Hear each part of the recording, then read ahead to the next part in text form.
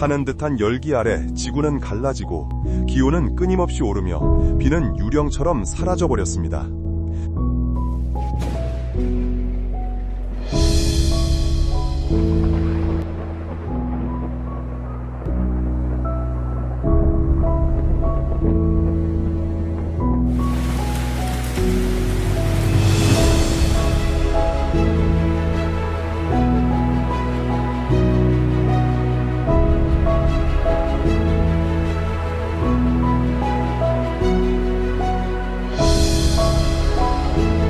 자연은 변화하고 가장 강한 존재들조차 흔들리기 시작합니다.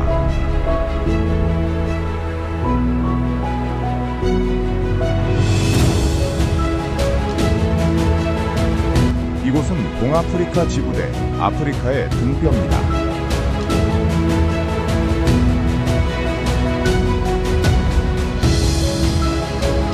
끝없이 펼쳐진 사바나, 웅장한 단층 절벽, 그리고 생존의 한계를 시험하는 가뭄의 땅입니다.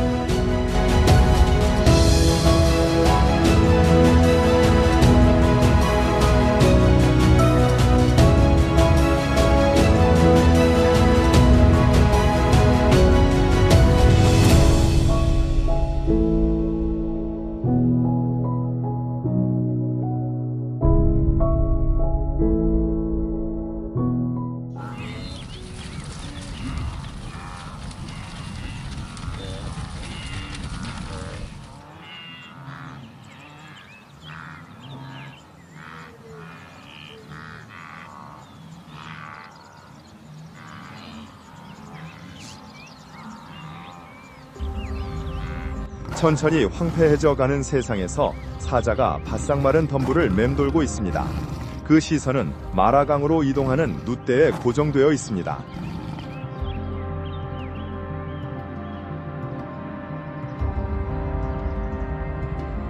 하지만 강은 예전 같지 않습니다.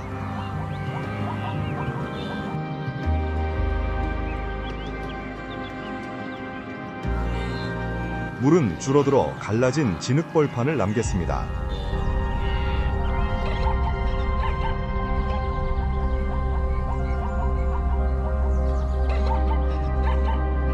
사냥꾼들은 굶주리고 먹잇감은 지쳐 있습니다.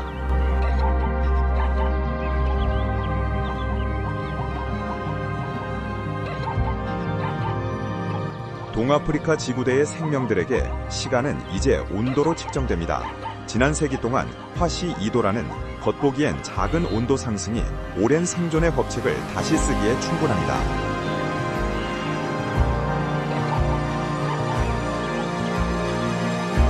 우기는 새로운 예측 불가능성을 안고 찾아와 초원은 거대한 이동 무리를 직행하기에는 너무 황량해졌습니다.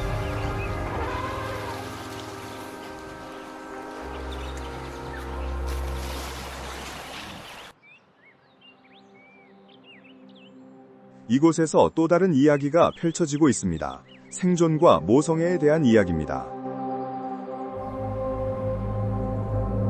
암사자는 스스로를 지켜야 하지만 이제 자라는 선택의 기로에 섰습니다. 수컷을 믿을 것인가 아니면 자신의 본능을 믿을 것인가. 단결은 무리의 힘의 근원입니다. 하지만 그 안전의 고리 안에서 이제 치명적인 새로운 위협이 암사자 자라를 맴돌고 있습니다. 카노와의 갈등은 단순히 먹이 문제만이 아닙니다. 이 수컷은 자신의 혈통을 갈망하며 그것이 자라의 새끼들을 표적으로 만듭니다.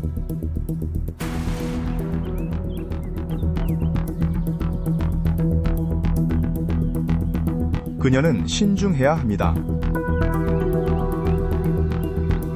새끼들이 너무 어리고 취약한 지금 그와 짝짓기를 하는 것은 상상할 수 없는 일입니다.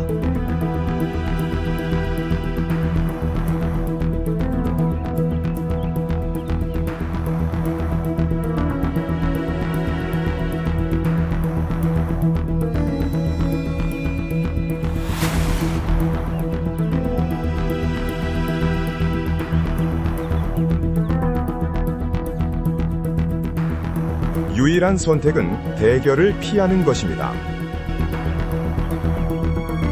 당분간 자라는 불안한 평화를 찾았지만 그 대가는 무엇일까요?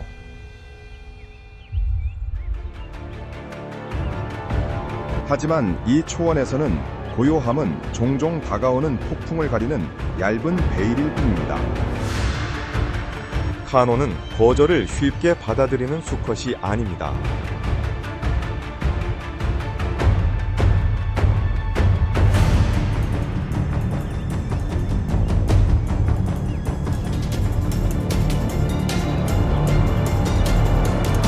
그러자 공포감이 밀려오고 어미의 본능은 무언가 끔찍하게 잘못되었다고 외칩니다.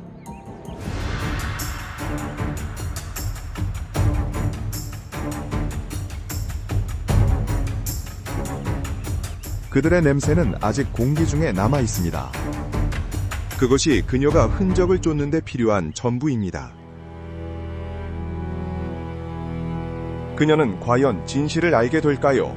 이 땅의 혹독함 속에 감춰진 진실을 말이죠. 하지만 슬퍼할 시간은 없습니다.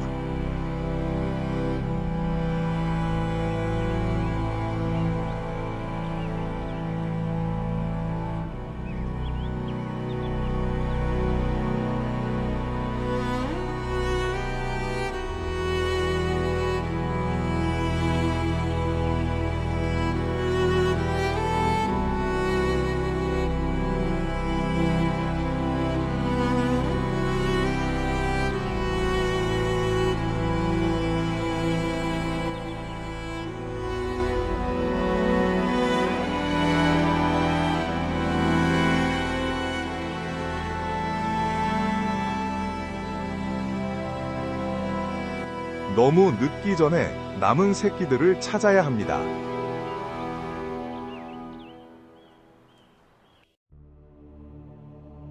땅은 지구 깊은 곳에서부터 흔들리고 수천 마일에 걸쳐 뻗은 균열이 아프리카 대륙을 찢어놓고 있습니다.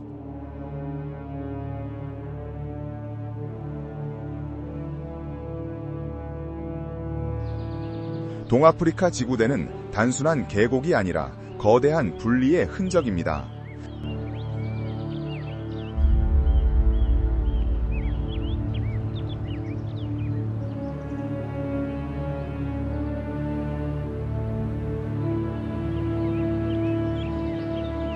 그것은 지구 표면의 상처이자 3,700마일 이상 뻗어 있는 거대한 흉터입니다. 시리아의 사막에서 시작해 홍해 아래로 잠수했다가 대륙의 심장을 뚫고 남쪽으로 길을 내며 다시 나타납니다.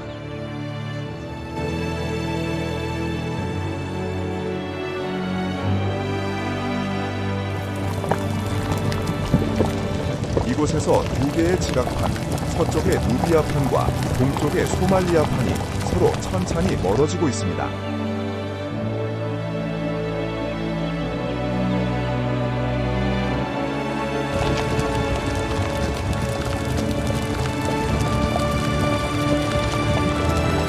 이 과정은 약 3,500만 년 전 시작되어 오늘날까지 이어지고 있습니다.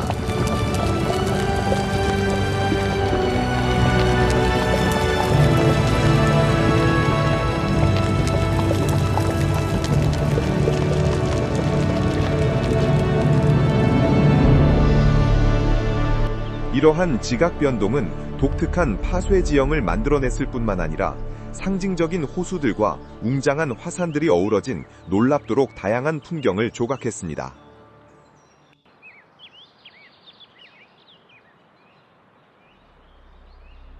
숨막히는 자연의 아름다움을 넘어 동아프리카 지구대는 더 깊은 의미를 지닙니다.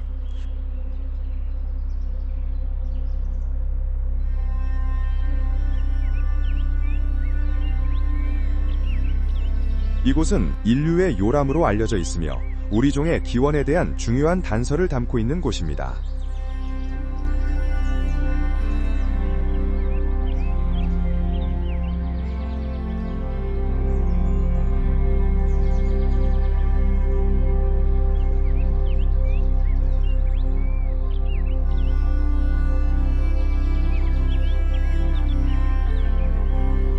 호모 하빌리스와 호모 에렉투스를 포함한 수많은 호모속 화석들이 이곳에서 발견되었습니다.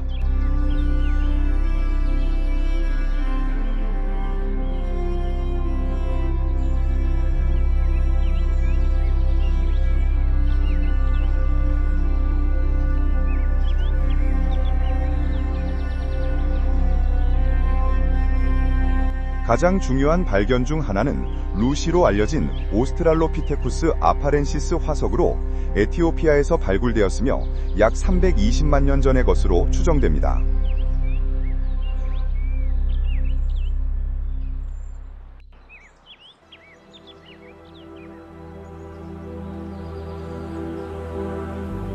고대 지질학적 역사와 끊임없는 변화를 가진 동아프리카 지구대는 세계에서 가장 풍부하고 다양한 생태계 중 하나입니다.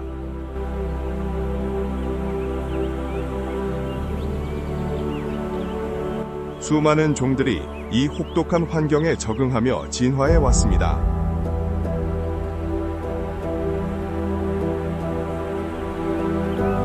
기후, 지질, 생물학의 상호작용은 살아 숨쉬고 끊임없이 변화하는 걸작을 만들어냅니다.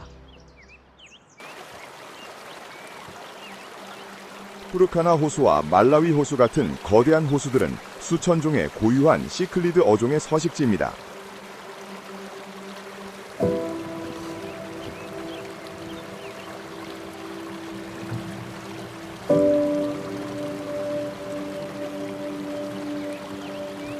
한편 세렝게티와 마사이 마라 같은 보호구역과 국립공원은 수백만 마리의 누와 얼룩말의 연례 대이동을 위한 무대를 제공합니다.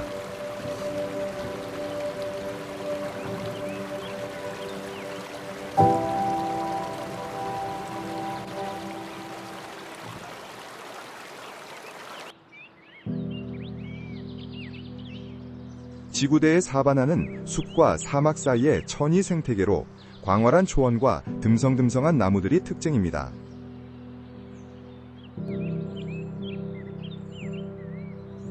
이곳은 진화와 적응의 용광로입니다. 이 땅의 모든 곳은 삶의 이야기를 들려줍니다.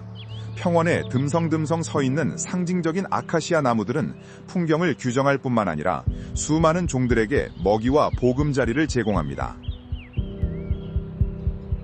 이 환경은 역동적이고 균형 잡힌 먹이 사슬을 형성하여 야생동물들이 생존과 적응의 자연스러운 춤 속에서 번성합니다. 최상위 포식자부터 가장 작은 먹잇감에 이르기까지 모든 생명체는 대체할 수 없는 역할을 합니다. 이 사슬의 한 연결고리라도 끊어진다면 전체 생태계는 불균형에 빠질 수 있습니다.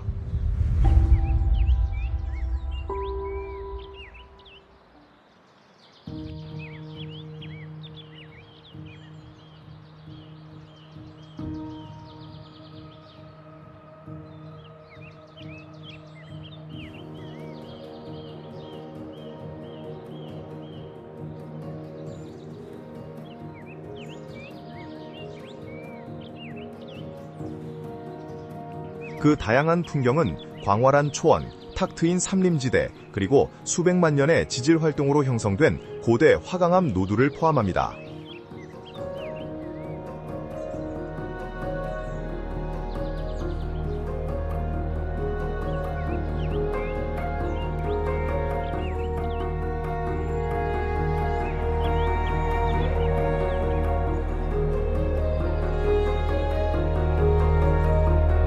이 바위섬들은 많은 동물들에게 피난처일 뿐 아니라 포식자들에게는 전략적인 관측 지점이 됩니다.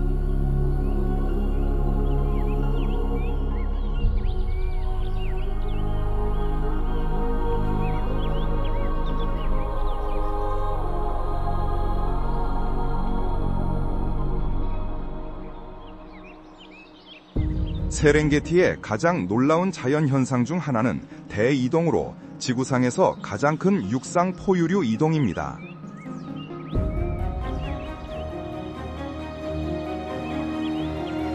매년 150만 마리 이상의 늑대와 수십만 마리의 얼룩말과 가젤이 신선한 풀을 찾아 세렝게티에서 마사이 마라 보호구역까지 약 500마일을 이동합니다.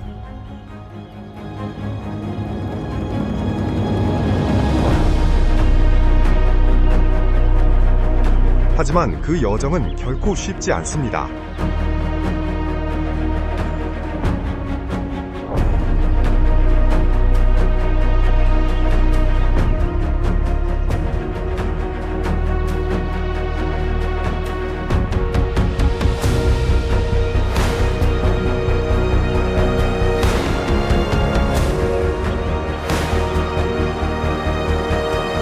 큰 강들은 자연적인 장벽이 되며 나일 낙원들은 방심한 이동 동물을 기다리고 있습니다.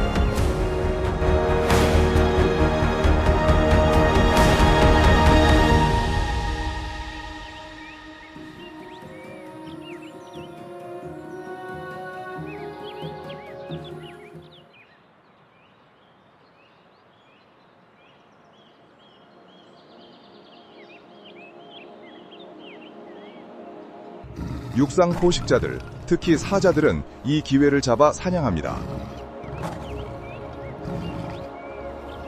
이러한 풍부한 먹잇감 덕분에 세렝게티는 세계에서 가장 많은 사자가 서식하는 곳입니다. 이 지역의 광대한 야생 동물들 중에서 아프리카 사자는 자연의 가장 웅장한 상징 중 하나로 나타납니다.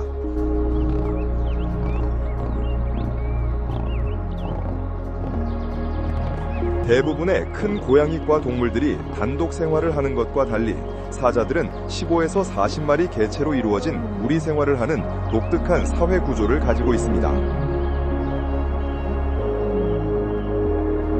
각 무리는 보통 한 마리 이상의 성체 수컷, 여러 암컷 친족과 그들의 새끼들로 구성됩니다. 수컷들은 침입자로부터 영역을 보호합니다.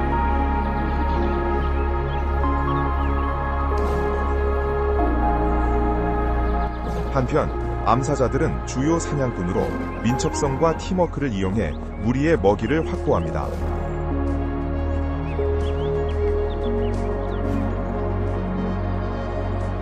이곳에서 힘은 무게와 존재감으로 측정됩니다. 호랑이에 이어 두 번째로 큰 지배적인 수컷은 최대 550파운드에 달하는 순수 근육을 지니고 있으며 이는 그의 권위를 보여주는 신체적 증거입니다. 하지만 그의 통치는 짧습니다. 야생은 그에게 10년 남짓한 통치 기간만을 허락할지도 모릅니다.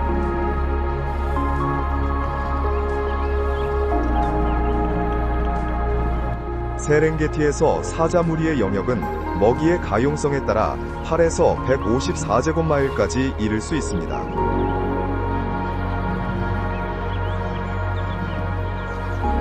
그들은 소변과 최대 5마일 떨어진 곳에서도 들을 수 있는 포효로 자신의 영역을 표시합니다.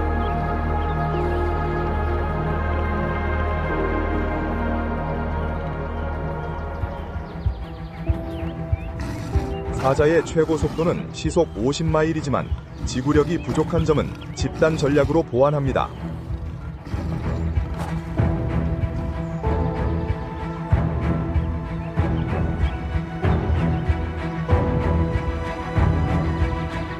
그들은 키 큰 풀 속에 숨어 먹잇감에게 100피트 이내로 조용히 접근한 후 공격을 시작합니다.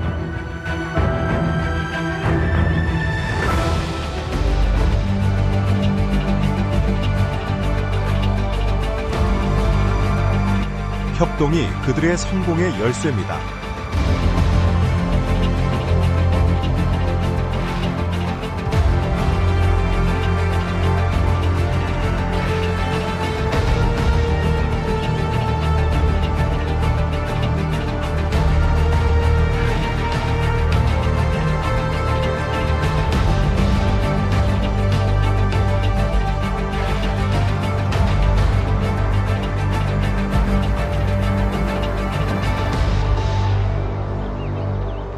성공적인 사냥 후 한 마리의 사자는 한 끼에 최대 90파운드의 고기를 섭취할 수 있습니다.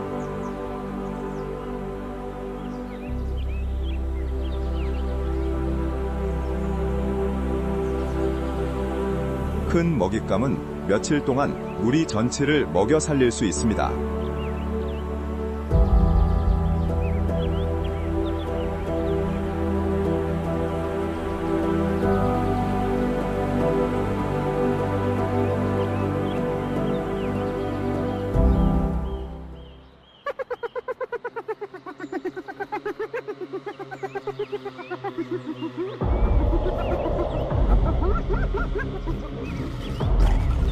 하지만 사바나의 왕이라 할지라도 생존을 위해 경쟁해야 합니다. 가장 강력한 경쟁자 중 하나는 점박이 하이에나입니다.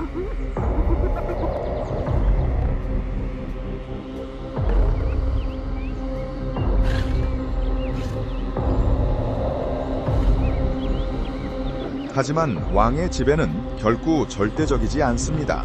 이곳 세렝게티에서는 고대의 경쟁이 먼지 속에서 펼쳐지며 사자와 점박의 하이에나 사이에 영원한 권력 투쟁이 이어집니다.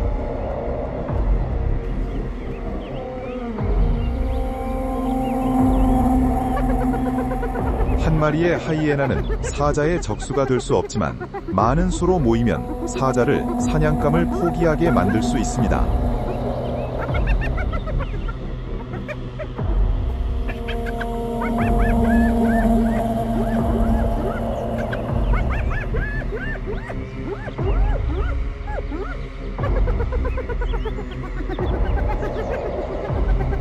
하이에나 사회는 목의 사회로 암컷이 수컷을 지배합니다. 우두머리 암컷들이 사냥 전략을 결정하고 먹이에 대한 접근을 통제합니다.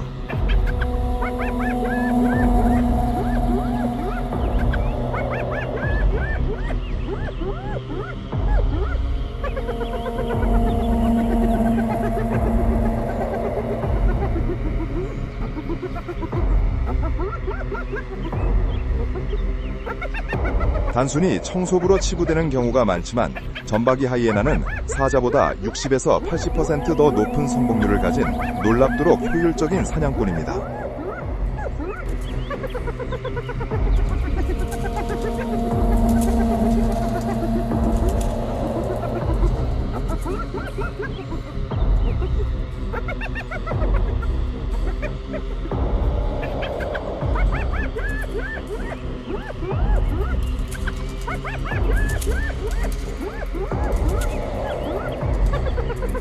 그들의 지구력은 타의 추종을 불허하며 하이에나는 시속 30마일로 장거리를 달릴 수 있어 먹잇감을 지치게 한 후 최후의 일격을 가합니다.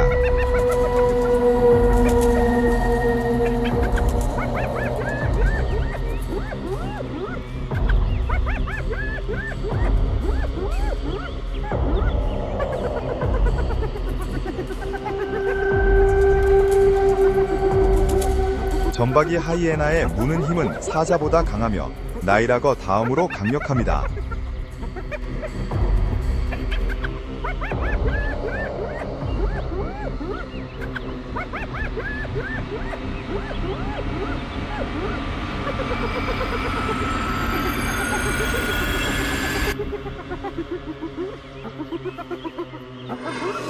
이는 그들이 두꺼운 뼈를 부수고 다른 포식자들이 남긴 부위까지 섭취할 수 있게 합니다.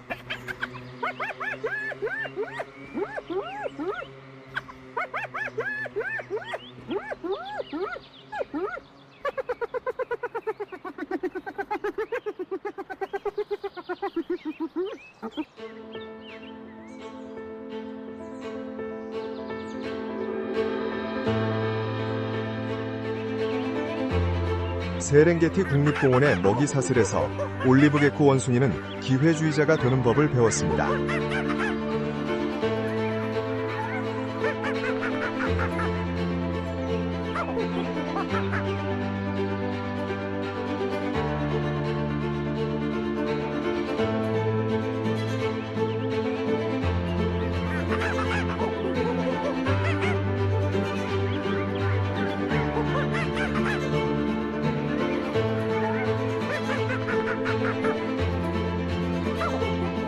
그들은 종종 하이에나나 사자 같은 대형 포식자들을 따릅니다.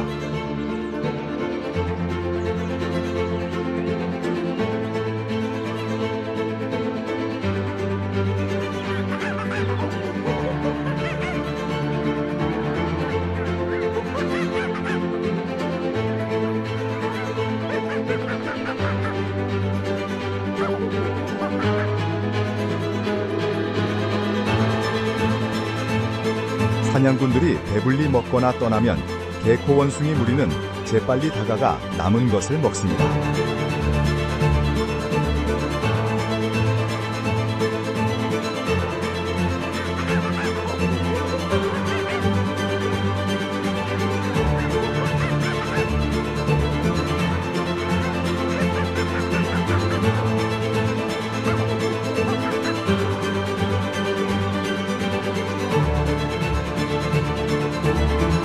하지만 그들은 장염물에만 의존하지 않습니다.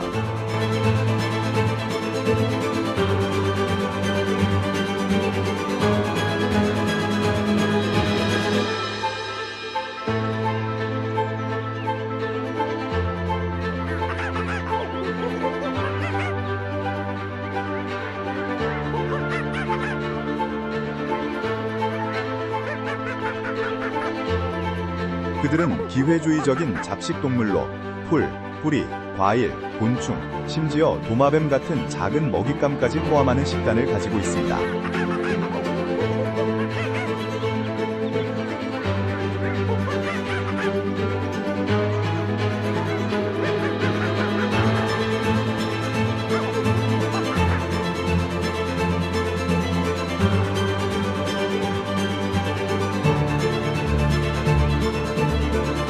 이러한 식단의 유연성은 그들이 다양한 서식지에 적응할 수 있게 하며 특히 식량이 부족할 때 더욱 그렇습니다.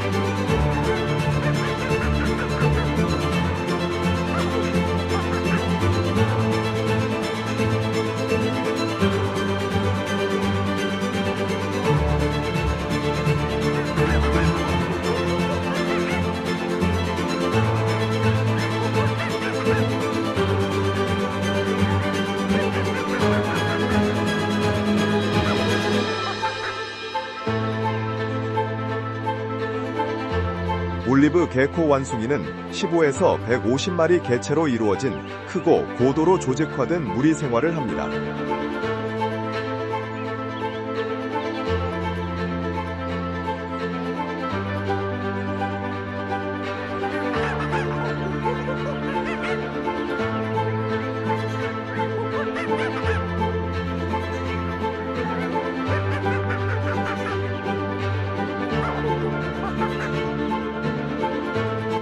복잡한 지배 체계를 통해 질서가 유지됩니다.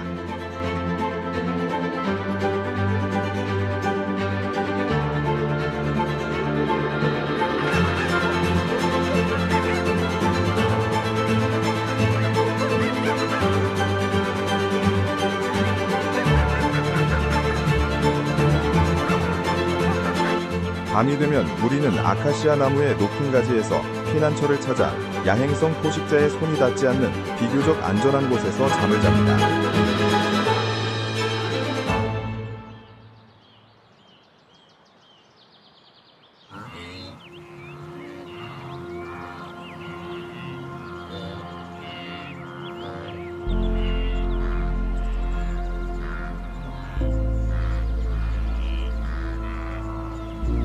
세렝게티의 대이 이동은 자연의 가장 장관 중 하나일 뿐 아니라 이 지역의 생태 균형에 중요한 역할을 합니다.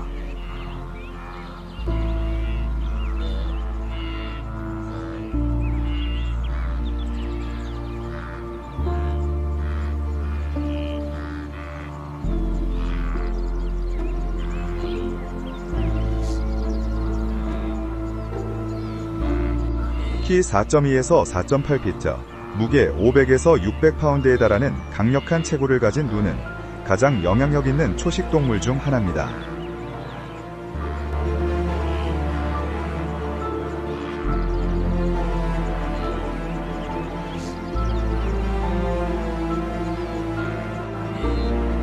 그들의 식단은 주로 미네랄이 풍부한 토양에서 자라는 짧은 풀로 이루어져 있습니다.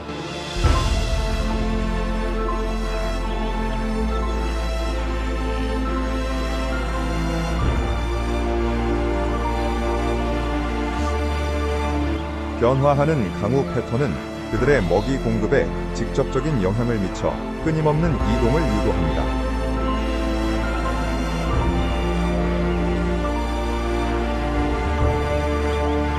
매년 150만 마리 이상의 누떼가 얼룩말과 가젤과 함께 세렝게티 만부 평원에서 출발합니다.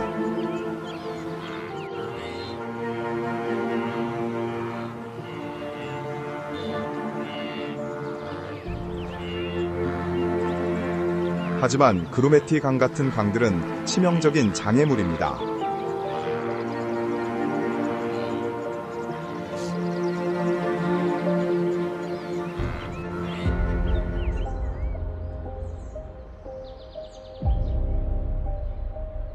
이곳은 나일 악어에게 이상적인 매복 지점입니다.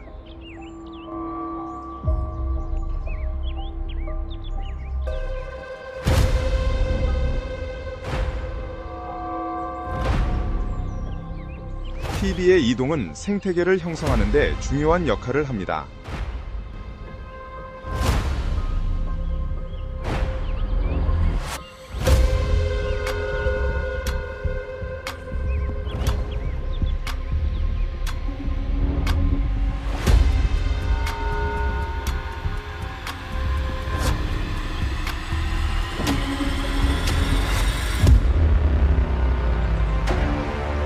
그들은 풀의 성장을 조절하며 수많은 포식자들에게 중요한 먹이원입니다.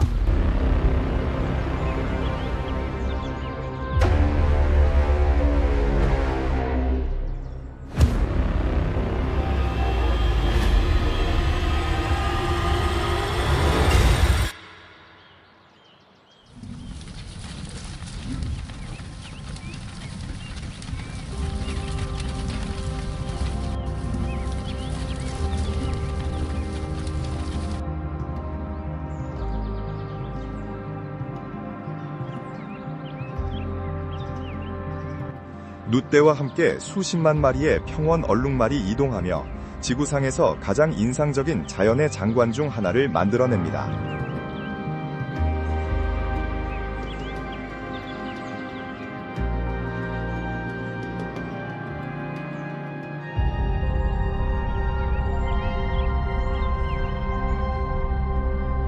누떼와 함께 움직이는 얼룩말은 신선한 목초제를 찾는 것 외에도 무리의 엄청난 숫자를 이용해 포식자로부터의 생존 기회를 높입니다.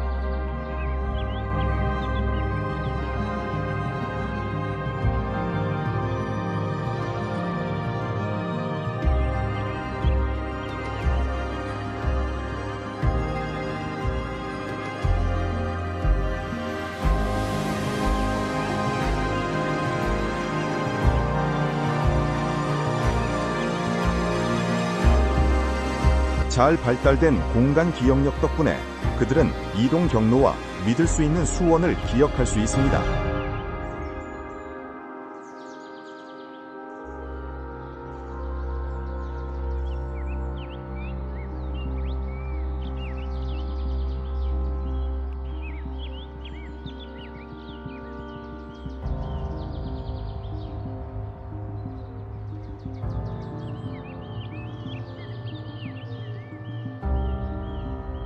얼룩말은 효율적인 소화 시스템 덕분에 다른 종들이 소화하기 어려운 거친 풀을 막을 수 있어 종종 누떼의 선두에 섭니다.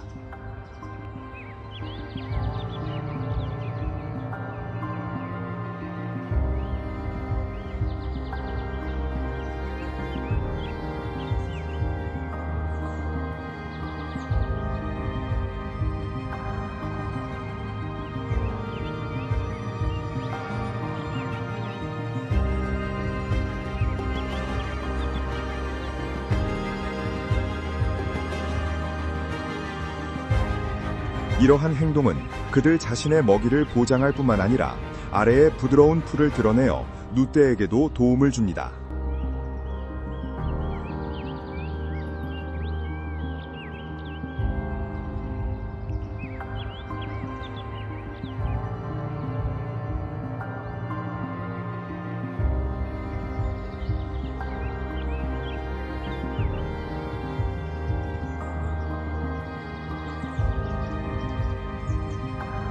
그들의 독특한 흑백 줄무늬 털은 각 개체의 고유한 식별자인 동시에 무리가 하나로 움직일 때 포식자들을 혼란스럽게 하는 데 도움을 줍니다.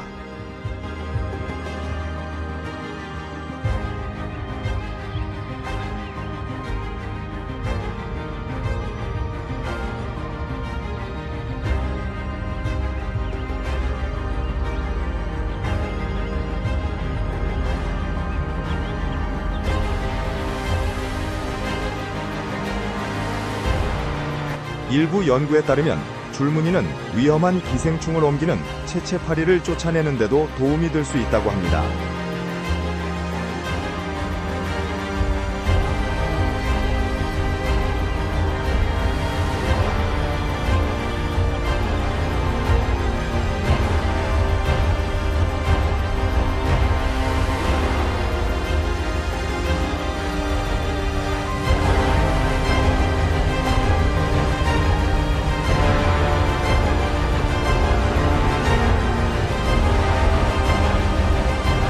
추격당할 때는 시속 40마일까지 속도를 낼 수 있습니다.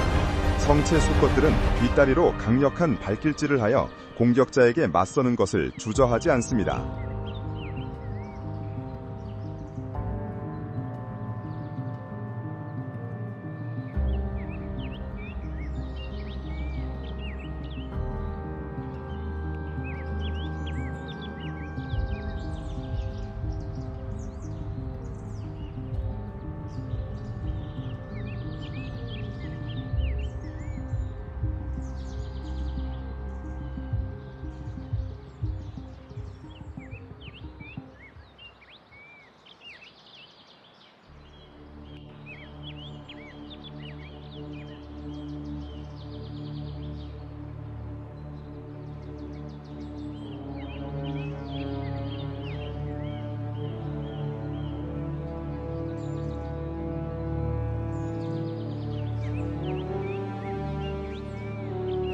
무리가 광활한 세렝게티 평원을 가로질러 이동하면서 북쪽의 중요한 목적지 마사이 마라 국립보호구역으로 향합니다.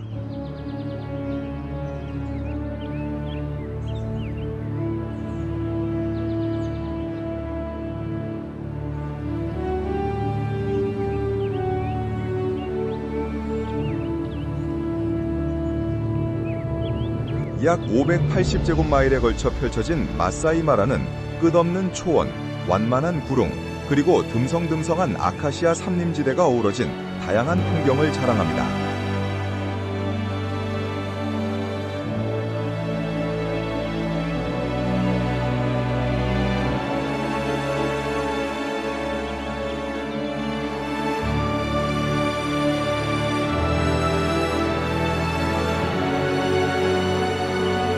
마라강은 보호구역의 심장을 관통하며 흐르며 이 생태계의 생명선 역할을 합니다.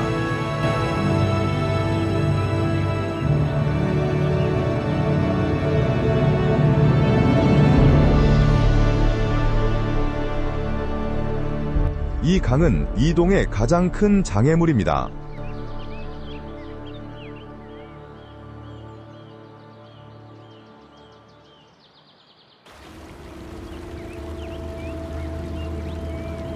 모든 강을 건너는 지점마다 수면 아래에는 포식자들이 숨어 있습니다.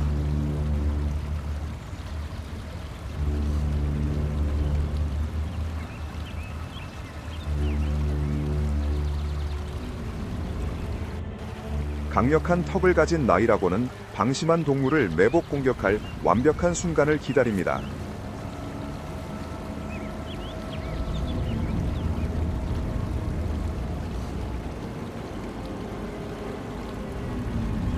눈과 콧구멍만 드러낸 채 수면 아래에 숨어있는 나이라고는 위장과 매복의 명수입니다.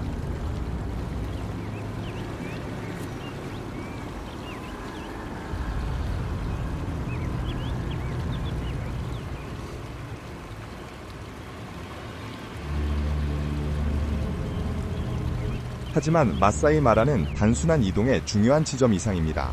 이곳은 또한 동아프리카 지구대에서 가장 무서운 사냥꾼들의 영역이기도 합니다.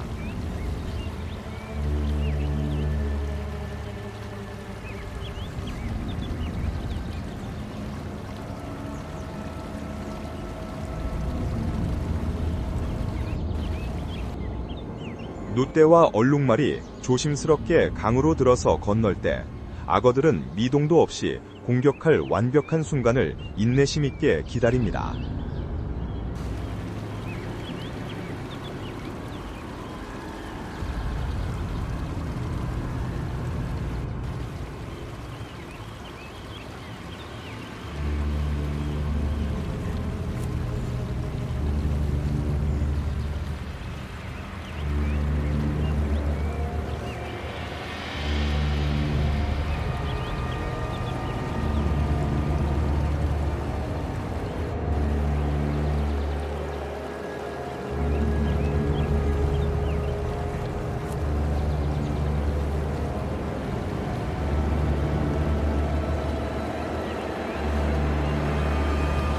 날카로운 이빨의 턱에 일단 붙잡히면 희생자는 거의 탈출할 기회가 없습니다.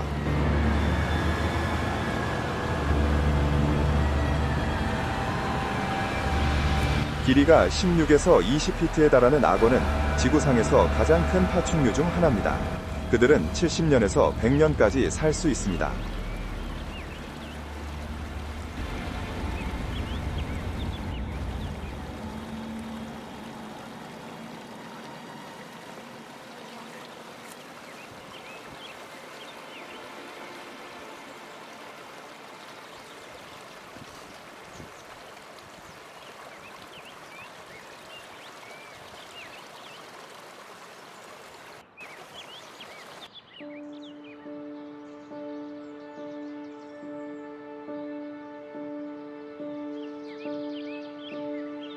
나일악어가 수중 매복의 명수라면 표범은 육상 사냥의 명수입니다.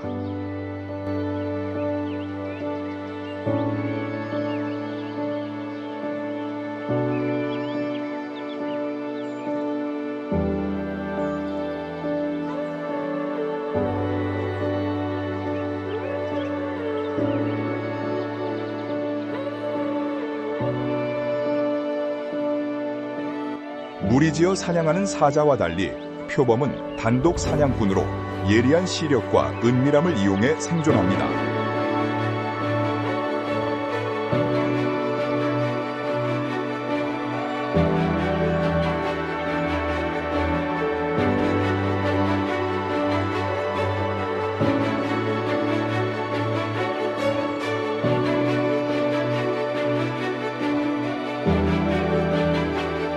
황금빛 점박이 털은 주변 환경과 조화를 이루게 하여 그림자 속에서 먹잇감을 쫓을 때 거의 보이지 않게 만듭니다.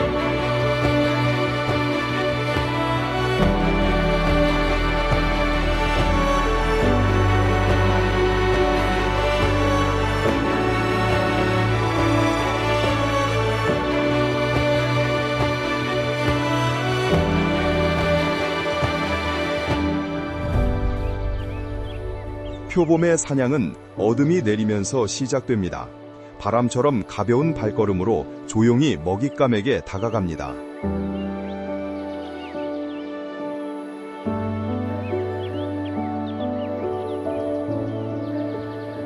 거리가 적당하면 번개같이 빠른 도약으로 덮쳐 목 뒤나 목구멍에 치명적인 물기 공격으로 사냥을 끝냅니다.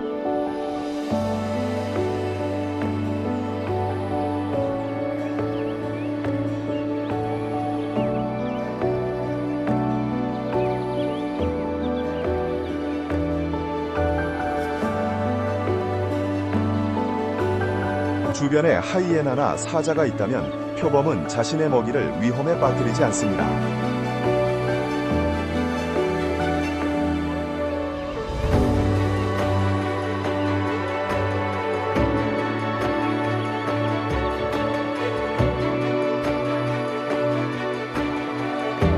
놀라운 힘으로 사냥감을 나무 위로 끌어올려 다른 포식자들로부터 안전하게 보관합니다.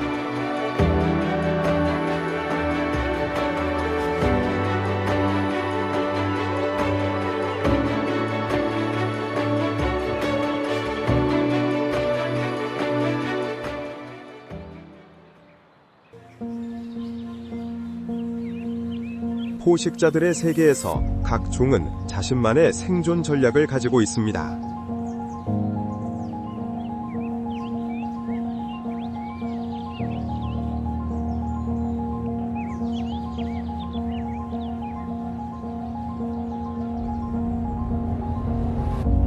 표범이 인내심과 은밀함에 의존하는 반면 치타는 궁극의 무기인 속도로 압도합니다.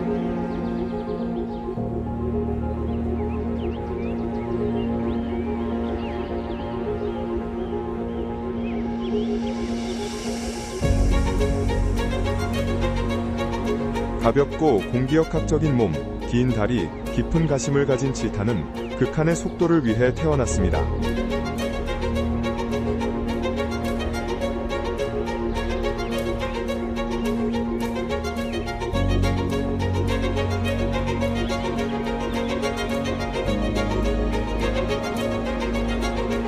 치타는 가장 빠른 육상동물로 짧은 순간 시속 70마일에 도달할 수 있으며 움츠러들지 않는 발톱을 이용해 더 나은 접지력을 얻습니다.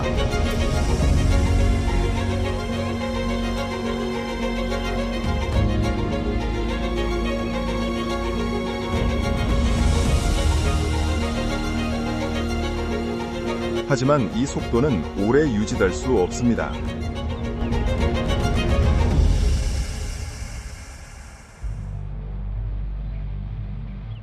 30초 이상 전력 질주하면 심한 탈진에 이를 수 있습니다.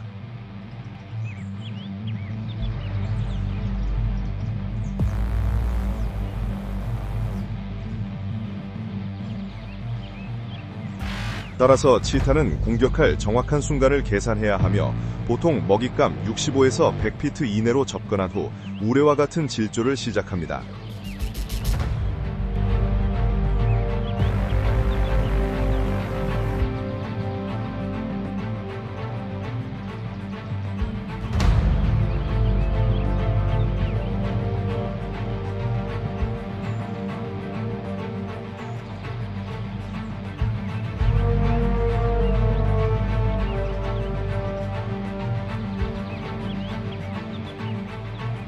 사냥이 성공하면 치타는 목을 물어 먹잇감을 질식시킵니다.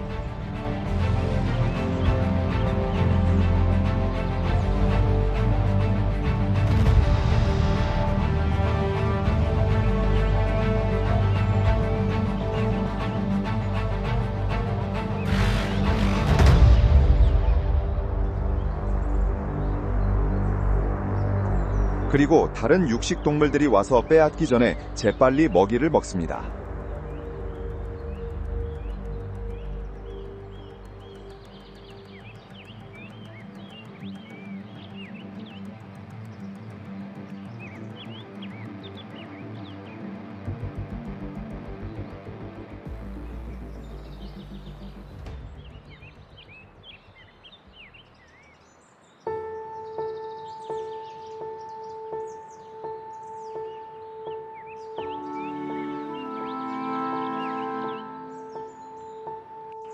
따뜻한 바람이 동아프리카 지구대를 가로질러 불고 건조한 초원을 뒤덮는 미세한 먼지를 나릅니다.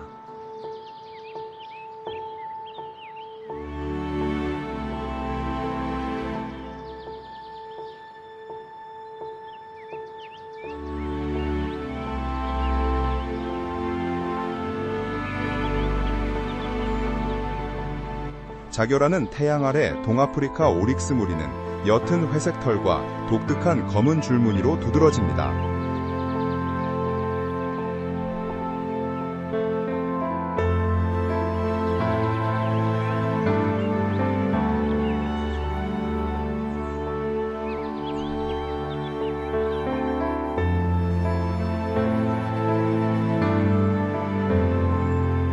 수컷과 암컷 모두 길고 곧으며 날카로운 뿔 한 쌍을 가지고 있는데 이 뿔은 최대 33인치까지 자라며 자기 방어와 영역 다툼에 사용됩니다.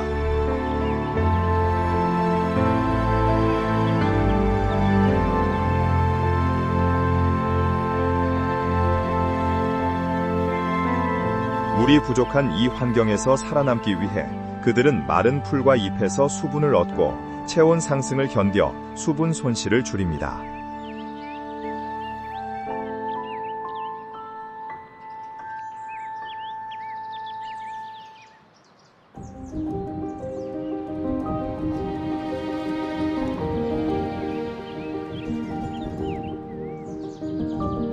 같은 반건조 초원과 탁 트인 사바나에는 세계에서 가장 큰 날지 못하는 새 중 하나인 소말리아 타조가 거닙니다.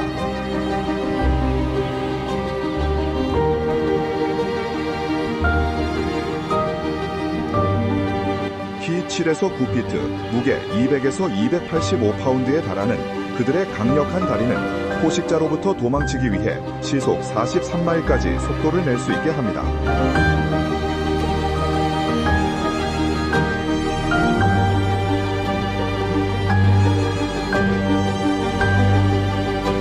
수컷의 목과 허벅지 피부는 회색빛 푸른색이며 짝짓기 시즌에는 더 어두워지는데 이는 열을 반사하고 흡수를 줄이는 데 도움을 줍니다.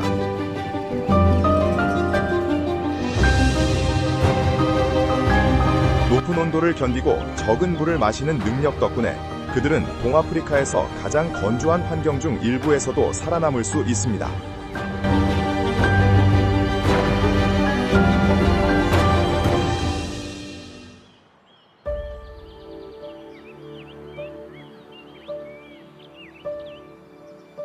드문드문한 덤불 사이에서 그래비 얼룩말의 흑백 줄무늬가 눈에 띕니다.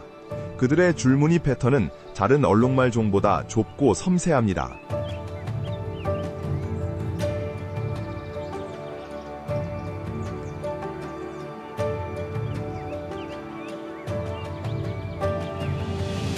이 위장은 그들이 반건조 환경에 잘 어울리게 하여 발견하기 어렵게 만듭니다.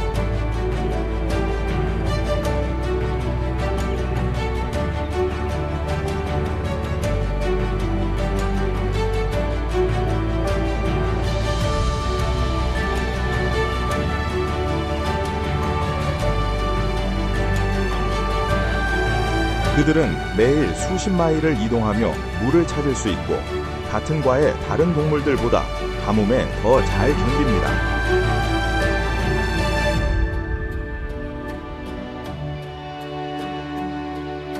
평원 얼룩말과 달리 그래비얼 얼룩말은 영구적인 무리를 형성하지 않으며 소규모 무리 또는 단독으로 이동하는 것을 선호합니다.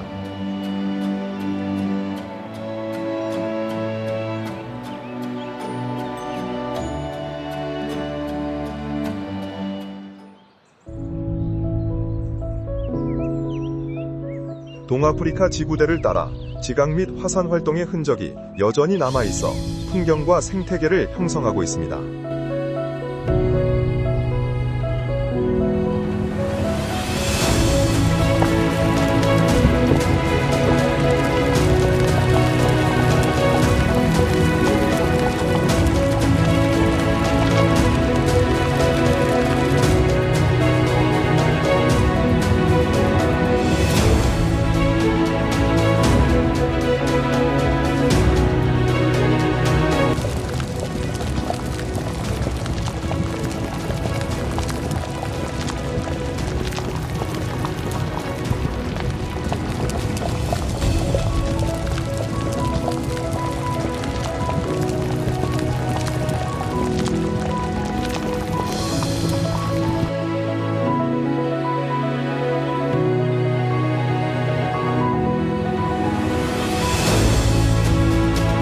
응고롱고로 분화구는 약 250만 년 전 대규모 화산 폭발 후에 형성되었습니다.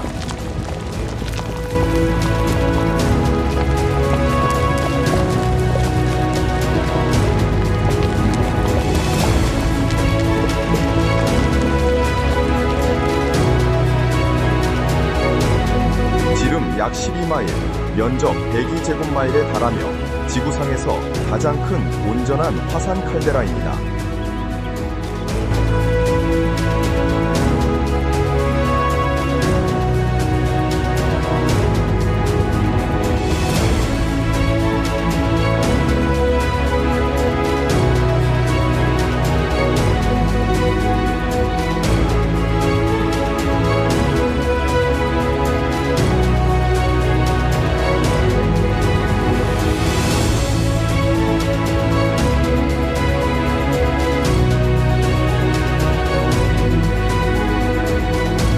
분화구 안의 풍경은 광활한 초원부터 숲, 그리고 밤수호까지 다양합니다.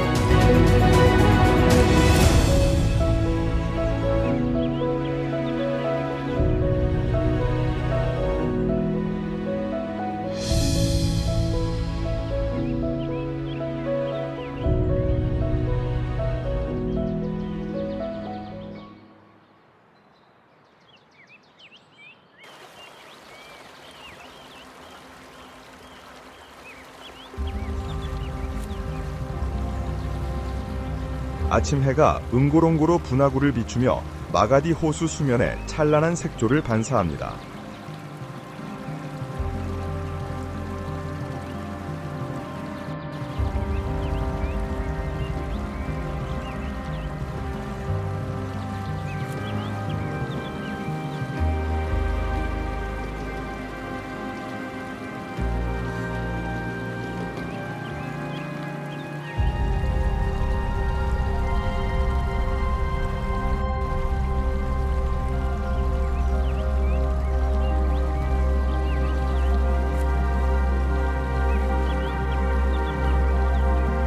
호수 전체에 광활한 분홍색 카펫이 깔려 있고 수천 마리의 날개가 바람의 리듬에 맞춰 부드럽게 움직입니다.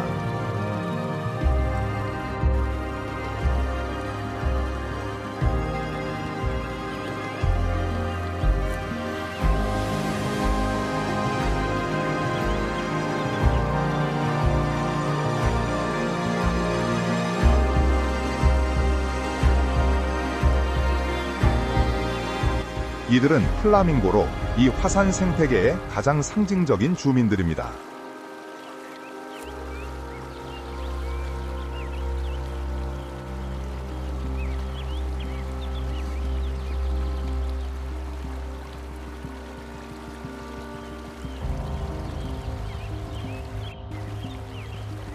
높은 염도와 알칼리성을 가진 마가디 호수는 혹독하고 독특한 서식지를 형성합니다.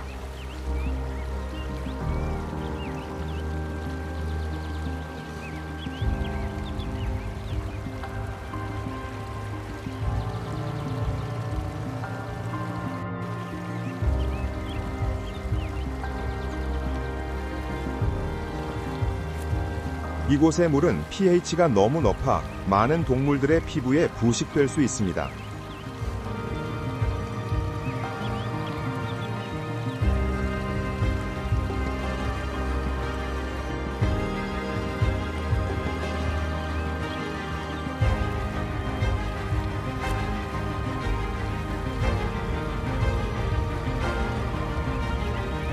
하지만 플라밍고는 다리의 두껍고 저항력 있는 피부를 진화시켜 이러한 영향으로부터 스스로를 보호합니다.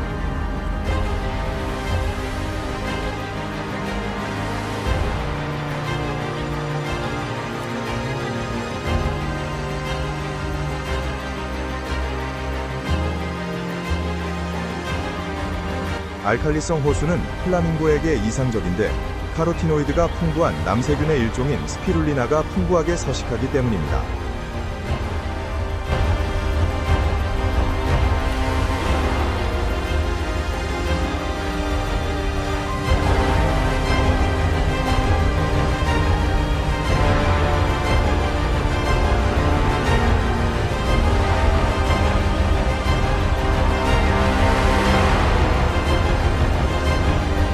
조류를 섭취하면 흰색이나 회색 깃털을 가지고 태어난 새끼들은 점차 특징적인 분홍색 깃털을 갖게 됩니다.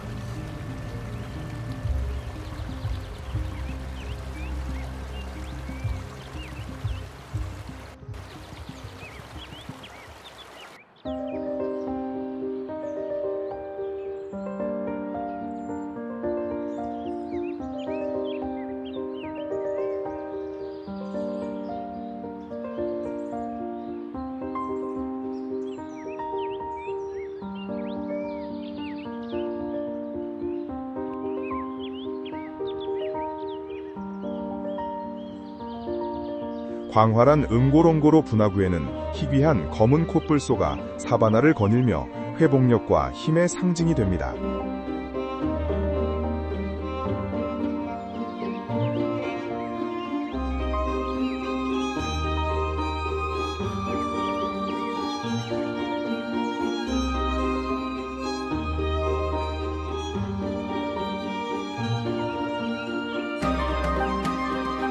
응고롱고로는 이 종을 자연 서식지에서 관찰할 수 있는 세계에서 가장 좋은 장소 중 하나로 꼽힙니다.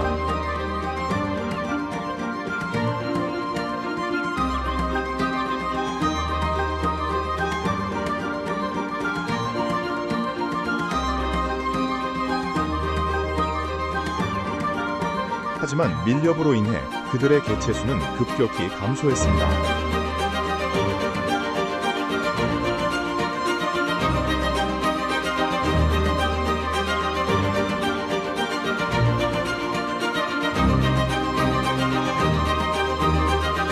보존 노력 덕분에 회복되었음에도 불구하고 검은 콧불소는 여전히 심각한 멸종 위기종 목록에 남아 있습니다.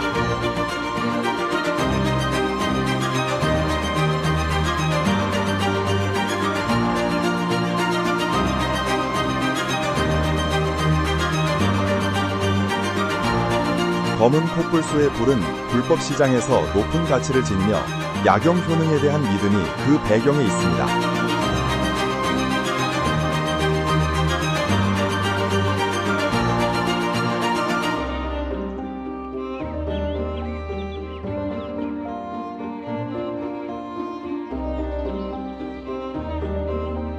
이 종은 두 개의 특징적인 뿔을 가지고 있습니다.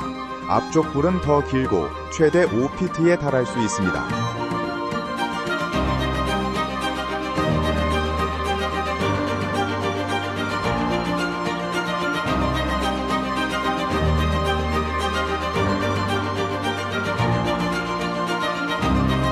다른 많은 초식 동물과 달리 검은 코뿔소는 어미와 새끼를 제외하고는 단독 생활을 합니다.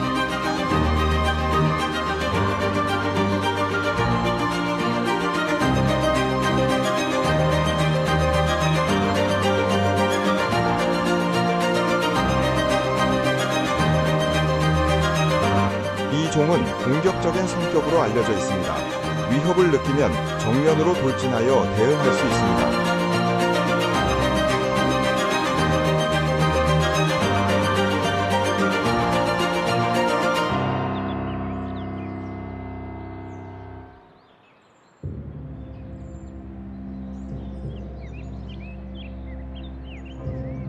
루아하 국립공원은 다양한 풍경과 광활한 평원으로 아프리카 들개에게 이상적인 서식지를 제공합니다.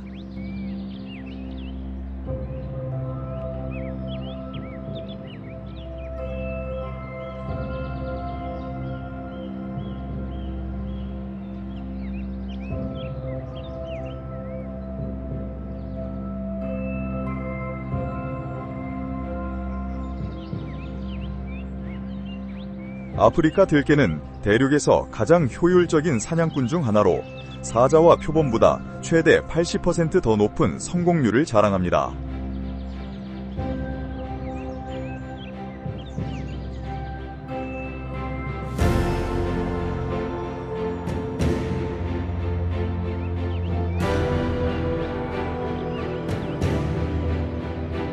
대형 고양이과 동물과 달리 그들은 매복 전술 대신 끈질긴 추적을 사용합니다.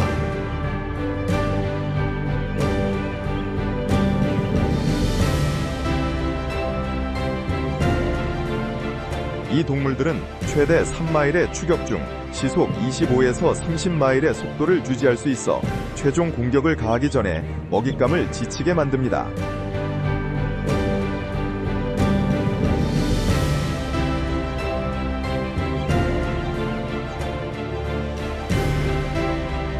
사냥할 때 아프리카 들개들은 완벽하게 협력하여 먹잇감을 에워싸고 험난한 지형으로 몰아붙입니다.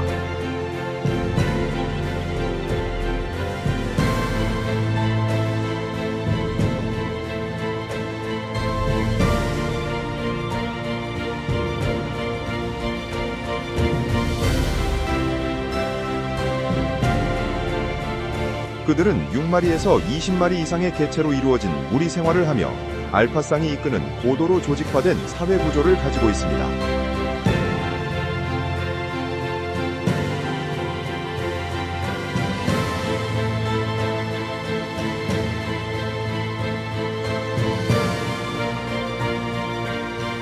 이곳은 몇 안 되는 포식종 중 하나로 어린 개체들이 먼저 먹을 수 있도록 허용됩니다.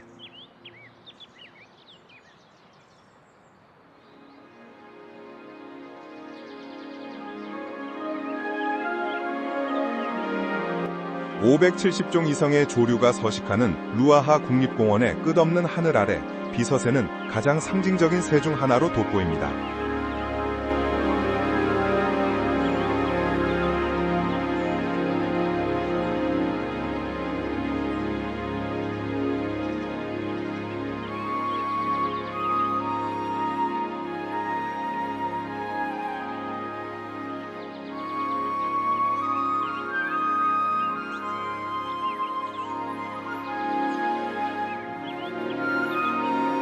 우아한 모습과 독특한 사냥 방식으로 이 위험 있는 새는 탁 트인 초원을 순찰합니다.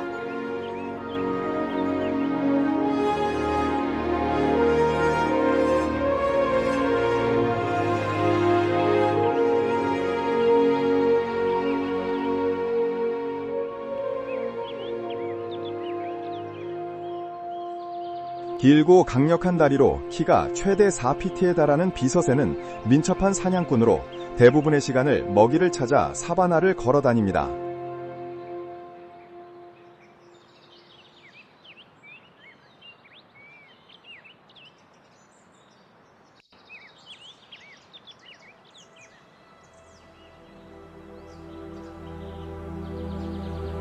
하루에 최대 20마일을 걸을 수 있습니다. 주로 뱀을 먹지만 도마뱀, 큰 곤충, 설치류, 작은 새도 먹습니다.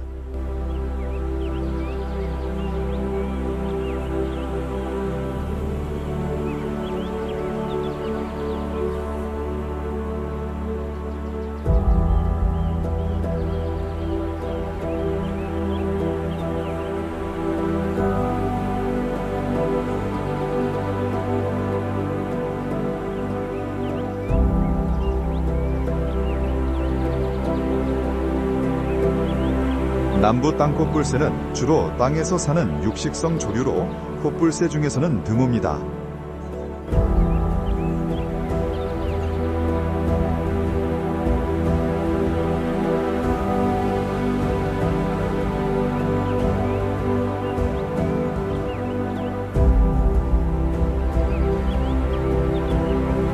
키가 3피트가 넘고 날개폭이 거의 6피트에 달하며 세계에서 가장 큰 코뿔새 종입니다.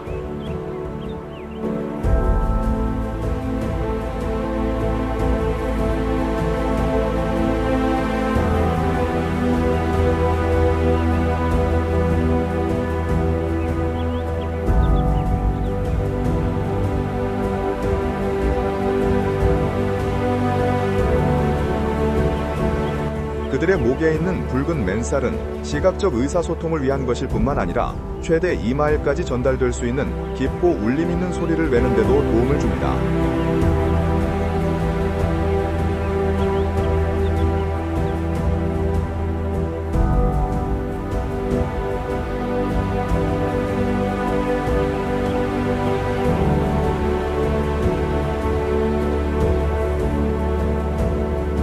그들의 어두운 깃털은 울창한 숲 캐노피 아래에서 효과적인 위장을 제공하며 먹이를 쫓고 사냥하는 데 도움을 줍니다.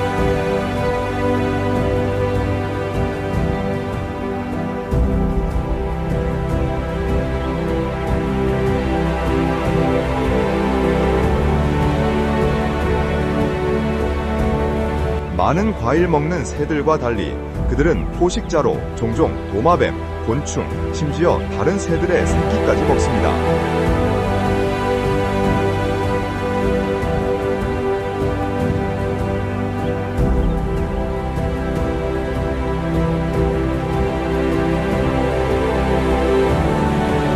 야생에서 최대 50년까지 사는 느리게 번식하고 장수하는 종으로서 그들은 환경 변화에 매우 취약합니다.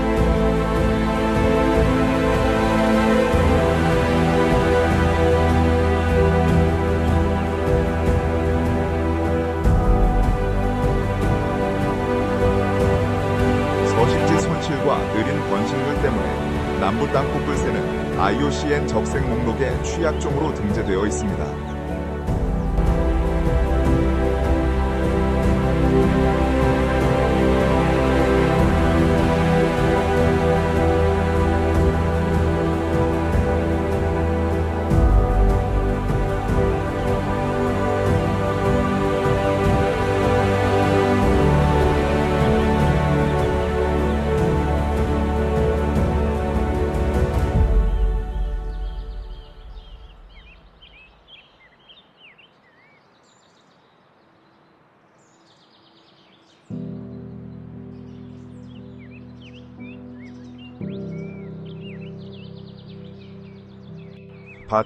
바텔레어라는 이름은 고개사를 뜻하는 프랑스어에서 유래했으며 이 새의 독특한 흔들리는 비행을 나타냅니다.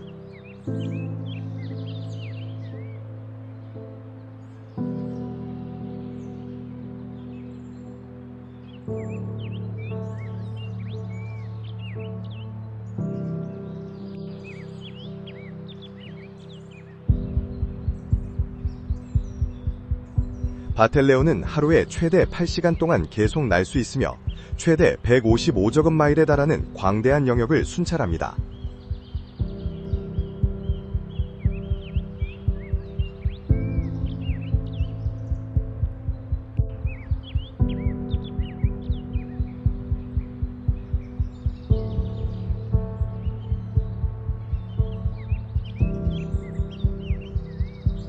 많은 맹금류와 달리 그들은 몇 마일 떨어진 곳에서도 사체를 발견할 수 있는 뛰어난 시력에 의존합니다.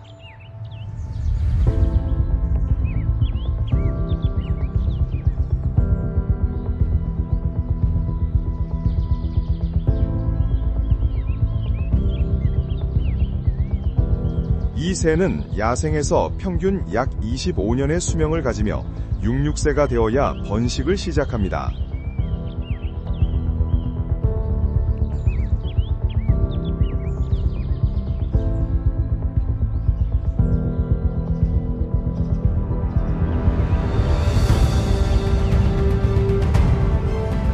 단독 생활을 하기 때문에 누구의 도움도 거의 필요로 하지 않습니다.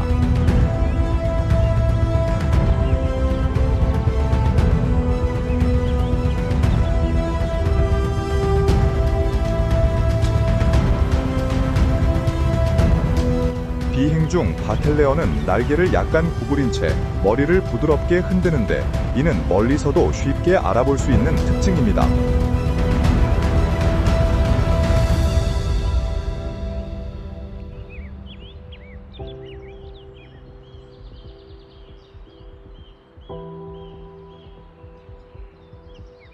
서식지 손실과 화학적으로 오염된 사체로 인한 중독 때문에 바텔레어 개체수는 감소하고 있으며 현재 이 종은 준위협종으로 분류됩니다.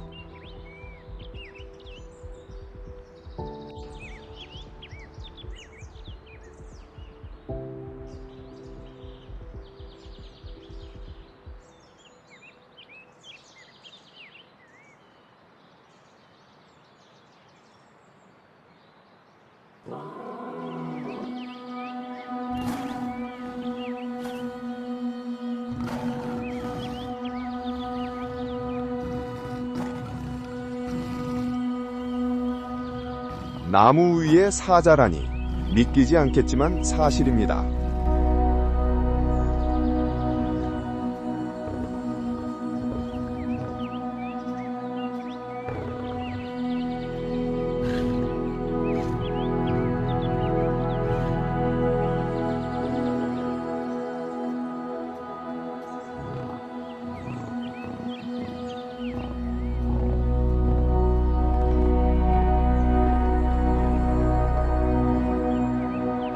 마냐라 호수 국립공원에서는 이 위대한 고양이과 동물들이 나무가지를 자신들의 왕자로 만들었습니다.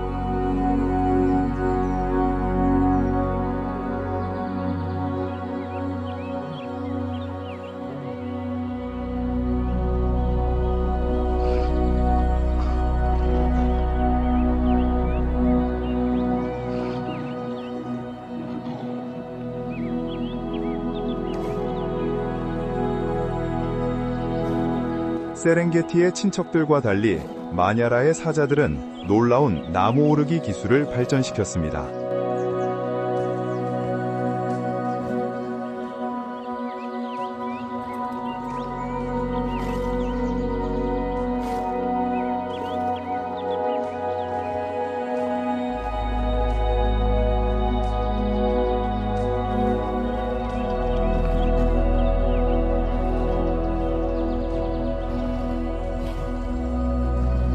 사자는 본질적으로 육상 포식자로 통통한 몸과 짧은 다리 때문에 나무 오르기에 적합하지 않습니다.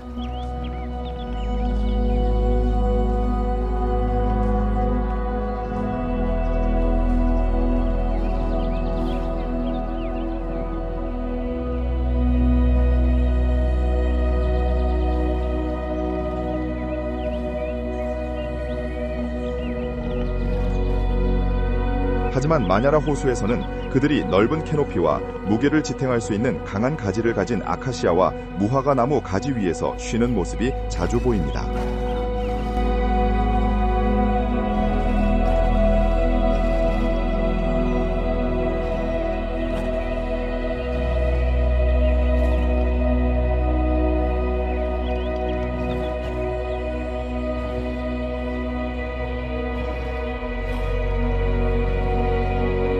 일부 연구자들은 나무에 오르는 것이 사자들이 채채파리와 같은 다른 흡열 곤충들의 성가심을 피하는 데 도움이 된다고 제안합니다.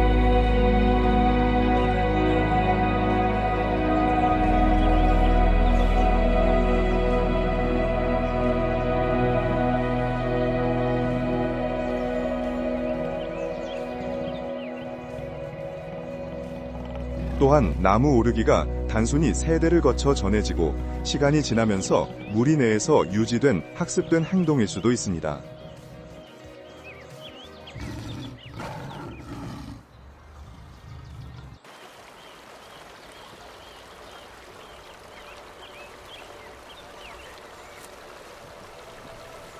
마냐라 호수 수역에는 한 종이 호수 생태계에 깊은 흔적을 남겼는데 바로 아프리카에서 가장 큰 포유류 중 하나인 하마입니다.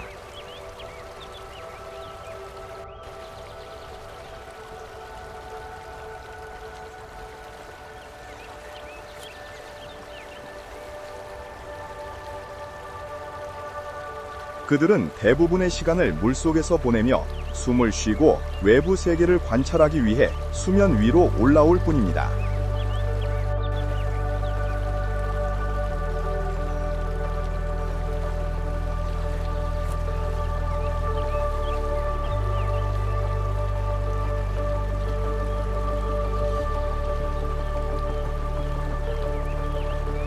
잔잔한 수면 아래에는 10에서 30마리 개체로 이루어진 하마 무리가 모여 있습니다.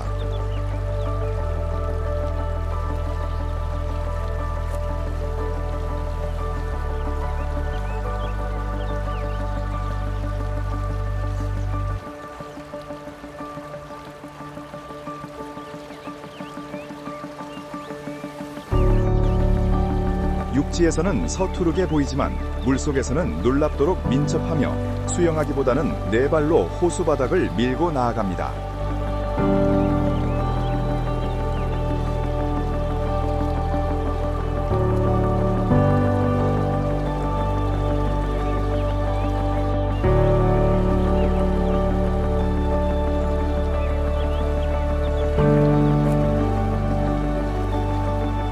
밤이 되면 하마들은 육지로 올라와 풀을 뜯어먹으며 매일 밤 약 90파운드의 식물을 섭취합니다.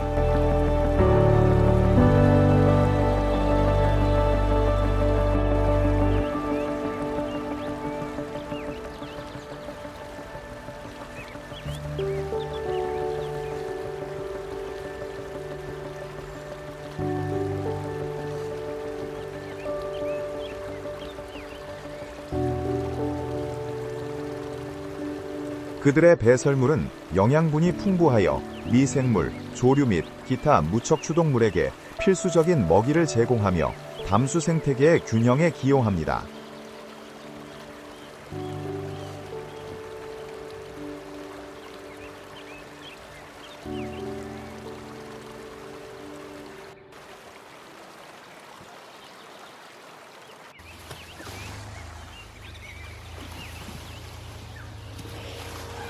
동아프리카 지구대의 찬란한 태양 아래 타랑길의 국립공원은 동아프리카에서 가장 큰 아프리카 코끼리 개체군 중 하나가 서식하는 곳입니다.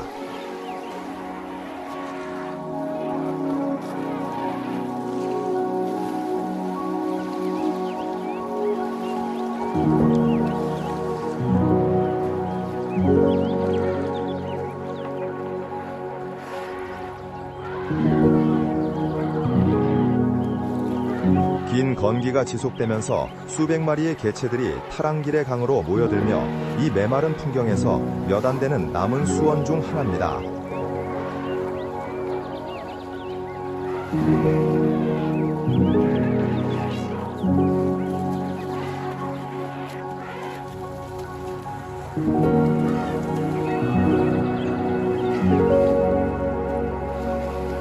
그들의 묵직한 발걸음은 붉은 먼지 구름을 일으키고 세대를 거쳐 밟아온 이동 경로의 흔적을 남깁니다.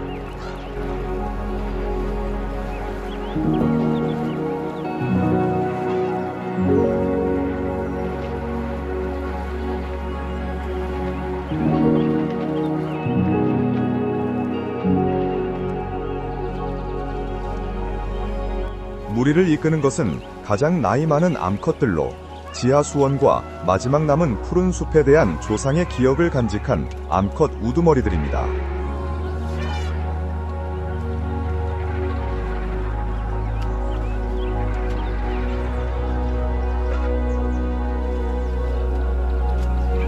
성체 코끼리 한 마리는 하루에 최대 330파운드의 식물을 섭취하고 거대한 몸을 유지하기 위해 50갤런 이상의 물을 마실 수 있습니다.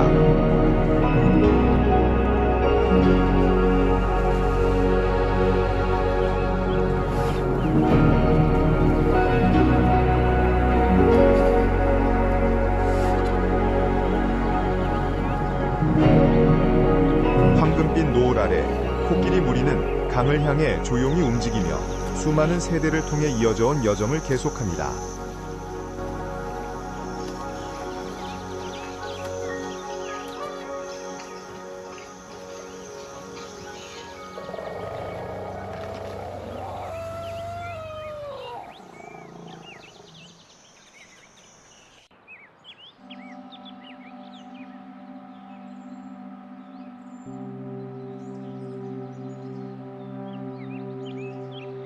건조하고 뜨거운 바람이 동아프리카 지구대를 가로질러 불며 광활한 사바나 초원 위로 미세한 먼지를 나릅니다.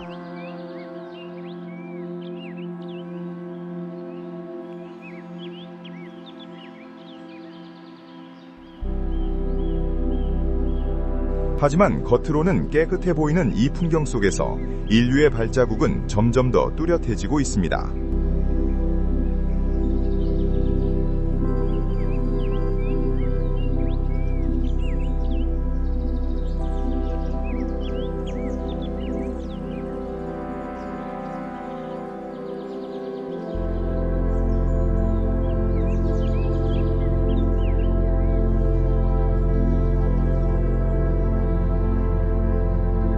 최근 몇 년간 밀렵은 많은 종들을 멸종 위기로 몰아넣었습니다.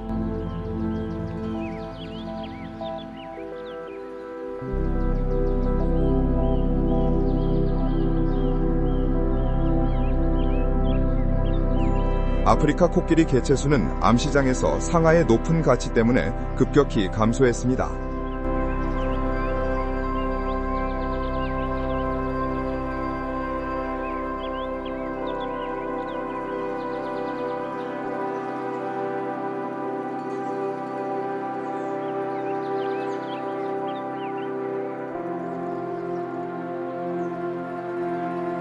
기후변화는 이들 생태계에 끊임없이 압력을 가하고 있습니다.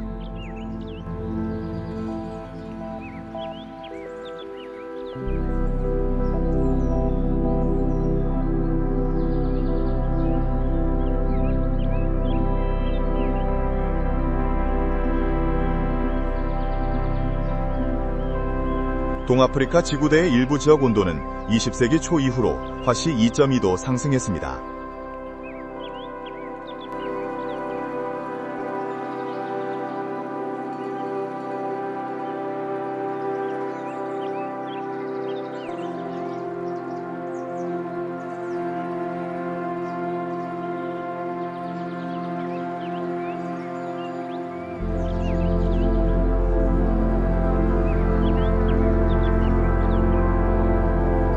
비는 점점 더 불규칙해지고 건기는 길어지고 호수들은 천천히 증발하고 있습니다.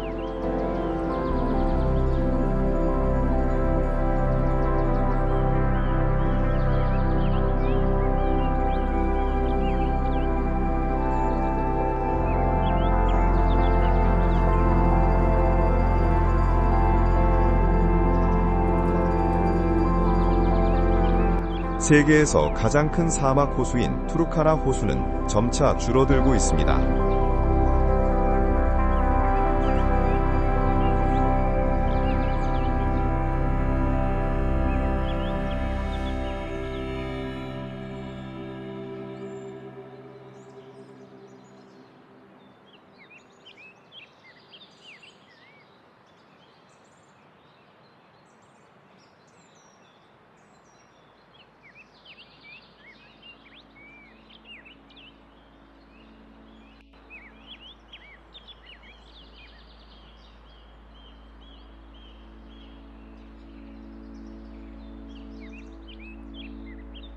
하지만 동아프리카 지구대의 영혼을 위한 싸움은 아직 끝나지 않았습니다.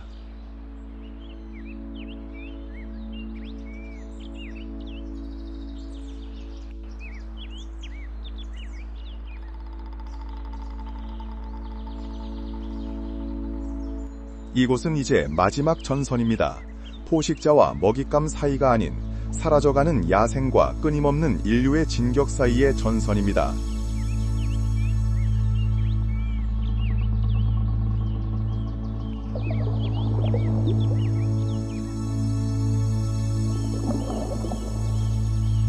베어지는 모든 숲, 쫓겨나는 모든 무리들은 채울 수 없는 공허함을 남깁니다.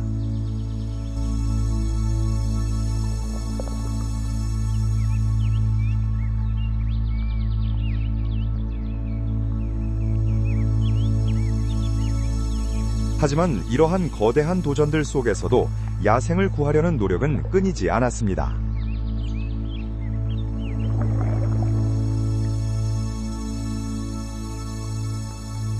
마사이 마라 국립보호구역과 세렝게티 국립공원에서는 야생동물 보호 조치가 강화되고 있습니다.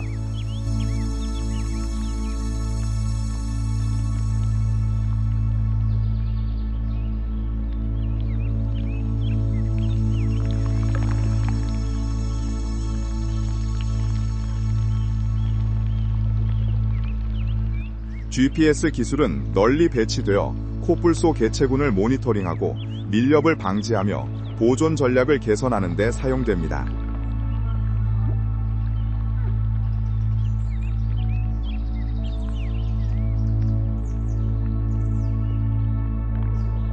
야생동물과 조화롭게 살기와 같은 이니셔티브는 코끼리로부터 농작물을 보호하기 위한 자연 방벽 건설을 지원하며 이 온순한 거인들에게 해를 끼치지 않습니다.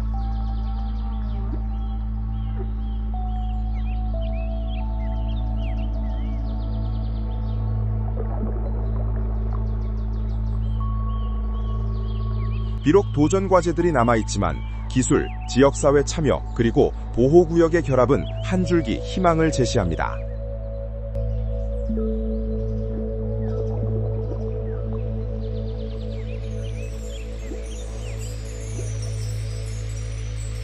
밤이 되면 동아프리카 지구대의 자연은 계속 숨쉬며 시간의 변화에 맞서 싸웁니다.